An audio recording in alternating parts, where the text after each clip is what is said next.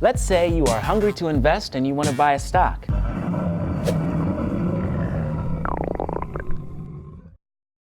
Buying a stock is a lot like ordering a pizza. First, you choose an investment platform or app, like Stash. Then, you make your pick. I'm gonna use an app. Just like you can order a pepperoni pizza or a veggie pizza, you can order stocks like these. Now you've made your order, but you need it delivered. Kind of like a delivery driver who works for you and not the pizza place. These investment platforms purchase and sell stocks on your behalf. They usually take a fee or commission, like a delivery fee. Again, unless you use Stash.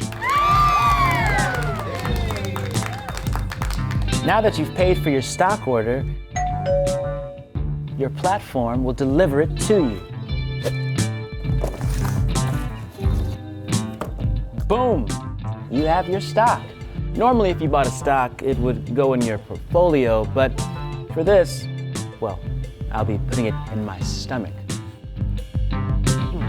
Oh, and one last thing.